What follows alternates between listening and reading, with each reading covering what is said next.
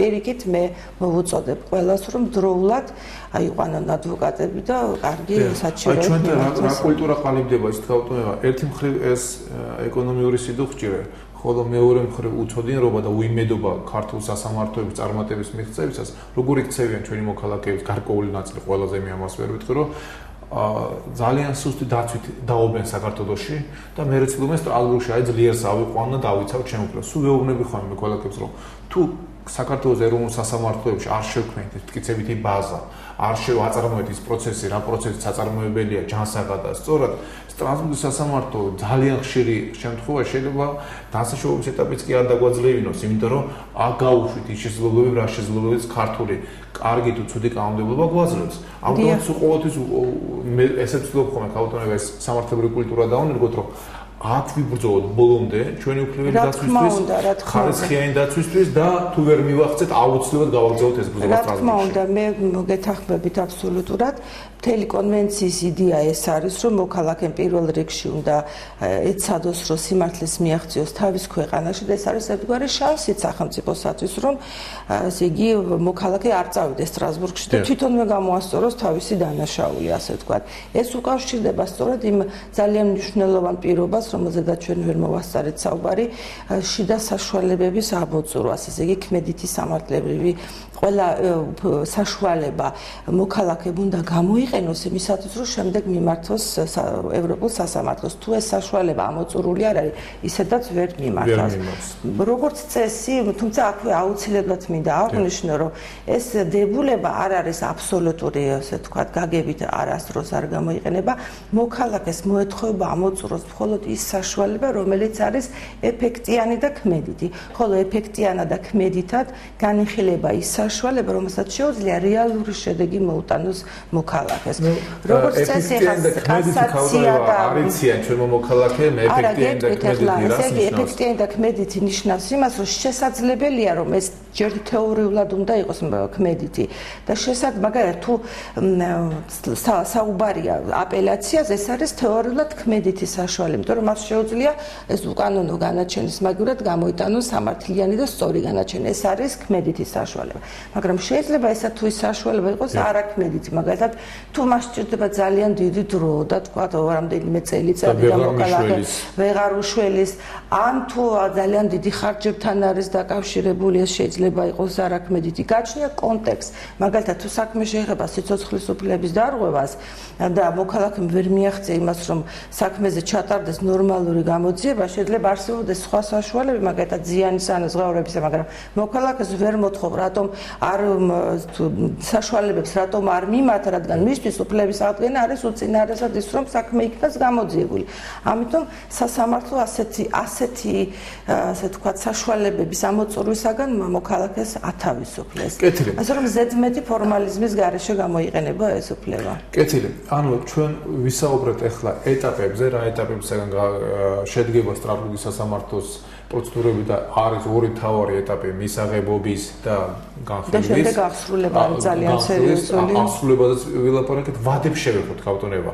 ვადებს, რა ვადებში ხდება, თქვათ, რას ურჩევთ მოქალაქეებს, როდის მიმართონ და რა ვადებია დაახლოებით პრაქტიკაში ჩამოყალიბებული. შეიძლება ამის განზოგადოება. მე როგორც ვიცი, ვადები დადგენილი არ არის საერთოდ და სასამართლო იყენებს გონივრული ვადის სტანდარტს თავისთვისაც და სხვისთვისაც. და ეს არის ვთქვათ კომუნიკაციის ეტაპამდე, ალბათ ესე იგი მისაღებობის ეტაპამდე 1 წელიწადნახევარი, შეიძლება 2 წელიც გაგრძელდეს.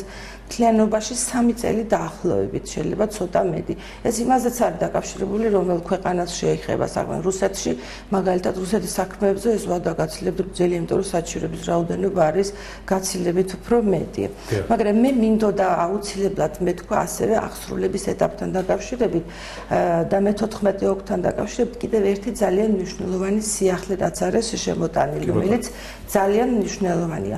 აქ საქმე შეეხება გადაწყვეტილებების აღსრულებას, ხო? ჩვენ უკვე ვთქვით, რომ გადაწყვეტილებების, ანუ განჩინებების აღსრულებაზე პასუხისმგებელია ევროპის საბჭოს მინისტრთა კომიტეტი, რომელიც წელიწადში 4-ჯერ იკრიბება და საგანგებოდ, ესე იგი, თითოეულ ამ სესიაზე, როგორც ვიცით, 2500-დან 3500-მდე საქმე იხილება და ისინი აკონტროლებენ, რამდენად ამოწმებენ სასამართლო, რამდენად ახორციელებენ სახელმწიფოები აი ამ გადაწყვეტილებათა აღსრულებას.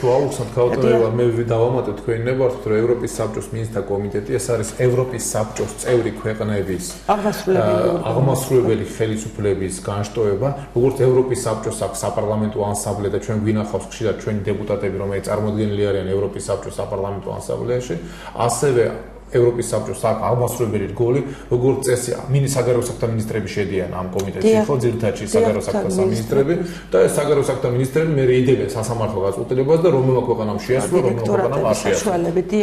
დიახ, ეს ადრეც ასე იყო, მაგრამ მე-14 ოქმო შემოიტანა ახალი სიახლე, რომელიც ძალიან დიდი მნიშვნელობა ექნება იმისათვის, რომ ხელი შეუწყოს ამ გადაწყვეტილებათა აღსრულებას. კერძოდ რას გულისხმობ? თუ ის სახელმწიფო უარს ამბობს აღასრულოს ევროპის სასამართლოს გადაწყვეტილება, ან გადაუხადოს მორალური ზიანისთვის კომპენსაცია, მთლიანად სამართლიანი დაკმაყოფილება, ან განახორციელოს ის ინდივიდუალური ან საერთო ღონისძიებები, რომელიც მას დაავალა ევროპის საბჭოს მინისტრთა კომიტეტმა გამომდინარე სტრასბურგის სასამართლოს განჩინებიდან, იმის დამიხედვით, რა ვითარებასთან გვაქვს საქმე, მინისტრთა კომიტეტს ეძლევა უფლება ამის პრეცედენტები მანამდეც არსებობდა, მაგრამ ეს ახლა უკვე ჩამოყალიბდა უფლების სახით, რომ მიმართოს სასამართლოს უკვე და აღძრას პროცედურას, საგანგებო პროცედურა ამ სახელმწიფოს წინააღმდეგ და მიმართოს სასამართლოს იმისათვის, რომ მან იმსჯელოს იმაზე, ხომ არ დაარღვია მან კონვენციის პირველი მუხლი, კონვენციის პირველი მუხლი, სადაც სასამართლოები სახელმწიფოები ადამიანებს უფლებებს. ეს პირველი უფლებები, სადაც ადამიანები კი სრულობენ ვალდებულებას, რომ უზრუნონ ყველასათვის კონვენციით გათვალისწინებული უფლებები. და ეს კიდევ ამით არ მთავრდება. თუ კი ევროპის სასამართლო სანამ სხვაზე გადახვევთ, ამ შემთხვევაში არ შეასრულა ქვეყანამ, მინისტრთა კომიტეტი უკვე სასამართლოს მიმართავს, რომ აღარ ქვეყანამ არ შეასრულა, დაიწყოს სასამართლო პროცედურა პირველი მუხლის მიხედვით, მაგრამ თვითონ დაიწყეს პროცედურას და მიმართავს სასამართლოს, რომ იმსჯელოს სტრასბურგმა, რომ სახელმწიფომ უკვე დაარღვია ის ვალდებულება, რომელიც მან აიღო კონვენციით, რომ არ შეასრულა ის ვალდებულება, რომელიც აგერ 56-ე მუხლში არის მითითებული, რომ განჩინება არის სავალდებულო აღსასრულებლად ევროპის სასამართლოს. ამ შემთხვევაში თქვათ, და რა შედეგი მოყვება ალბათ. ეს მაინტერესებს, იმიტომ რომ ამ შემთხვევაში კონკრეტული ჩინოვნიკების მიმართ, სახელმწიფო პოლიტიკური თანამდებობის პირების მიმართ დგება პასუხისმგებლობა.